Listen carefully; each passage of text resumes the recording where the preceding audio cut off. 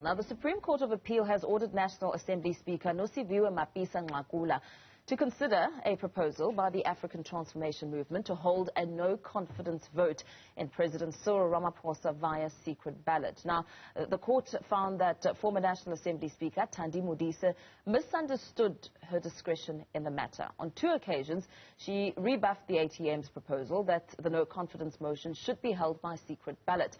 African Transformation President Vuyo Zungula joins me now to reflect on what this ruling means. Very good morning to you. Thank you so much for your time. The National Assembly Speaker has been forced now to make a fresh decision on the matter. Surely this must feel like a step in the right direction, because this matter has been going on for some time now. Indeed, Mpho, it is since 2020 when we said the direction in which the country is taking under President Ramaphosa. It is a direction that we as the ATM are not comfortable with. We are not in agreement with the high unemployment levels, corruption, increase in crime, etc., etc.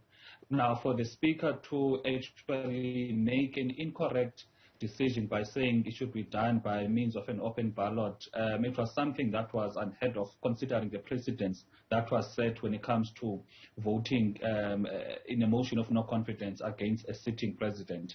However, we are very grateful that the SCA has ruled in our favor, and we are hopeful that as soon as possible the current Speaker will make a fresh decision and make sure that the voting happens by means of a secret ballot as soon as possible.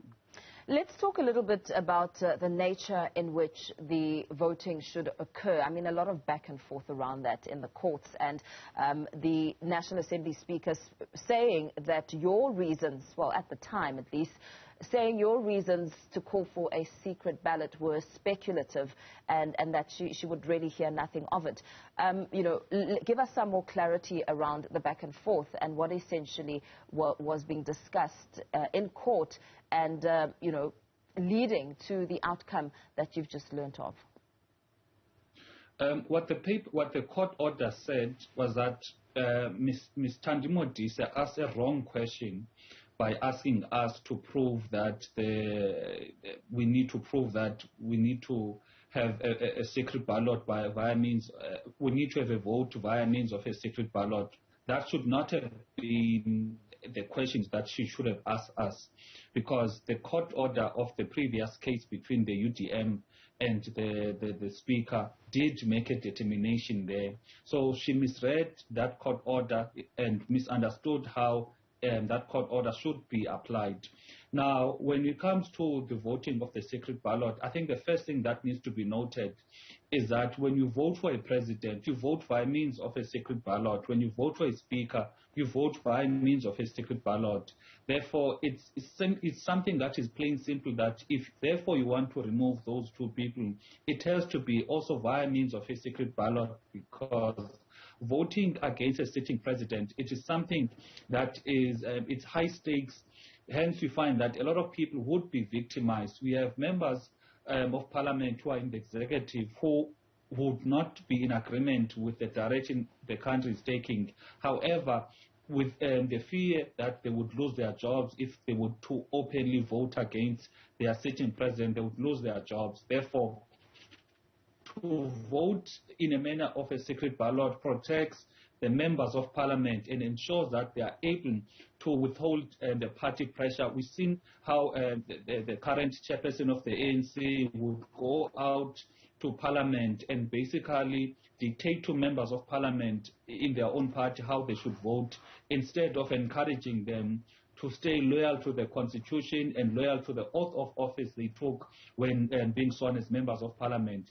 However, if now that happens, the voting happens by means of an open ballot, that allows that victimization, that allows the sidelining and the oppression of members of parliament by their own respective parties.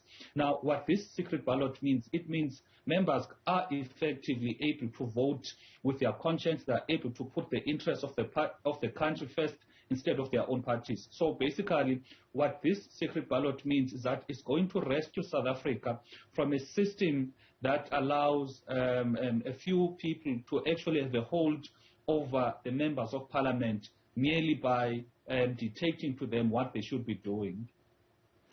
Now, this is the first time, well, in 3 years that President Cyril Ramaphosa finds himself in such a position. I mean, in contrast to the many motions of no confidence weathered by his predecessor, former President Jacob Zuma. Let's expand a little bit on the grounds that form the basis of your motion. You've already mentioned that you're unhappy with the manner in which the country is moving under President Cyril Ramaphosa's leadership. Indeed, Mr. Ramaphosa became president in 2018. Now, as of now, it's close to 4 years for him being the president of the country. And if you were to look at all of the indicators that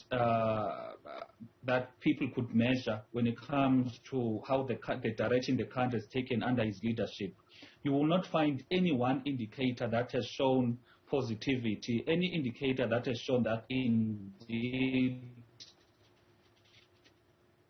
he's managed to turn things around when it comes to corruption, or he's managed to turn things around when it comes to unemployment, etc.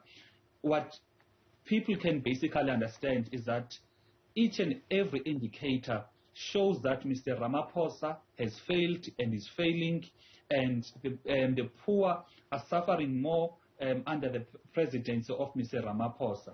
And we know that he's been championed or he's been sold as a champion of anti-corruption. However, the Auditor General said the corruption levels under the presidency of Ramaphosa, particularly now when it comes to the times of COVID, has been worse, has been in levels that the Auditor General, they've never seen. And if you're to look at the resignation of Ms. Cronje from the NPA, clearly shows that they've been frustrated, and this thing of fighting corruption under Mr. Ramaphosa is just a smokescreen. There's no reality when it comes to the actual actions that should be are taken by the presidency. The fact that even people in his own office were accused of corruption, but still they are under the payroll of the taxpayers' money, and there's no real action that has been taken against them.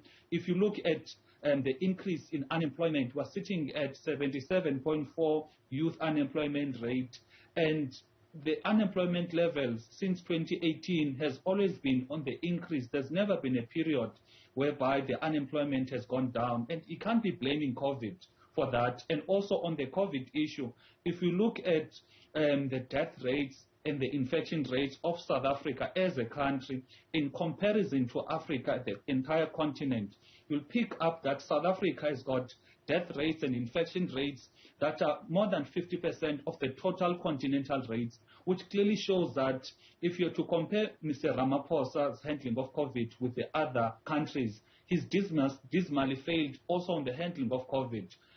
He went out with borrowed money on for the economic recovery plan, and you find that most of that money has been corrupted, and you find that there's no transparency when it comes to how that money was used. Therefore, if you're to look at the presidency and the leadership of Mr. Ramaphosa, it is a presidency that has brought pain and hurt to the people of our country. So we come as the ATM to rescue the situation. We come as the ATM to make it register in the hearts and minds of the people of our country that the direction in which the country is taking, we as a party, we are crying with the people. We are feeling the pain of the people. Hence, we are putting this motion to make sure that the members of parliament can vote against the corruption, can vote against unemployment, can vote against the selling of the SOEs, and because that is what characterizes the presidency of Mr. Ramaphosa.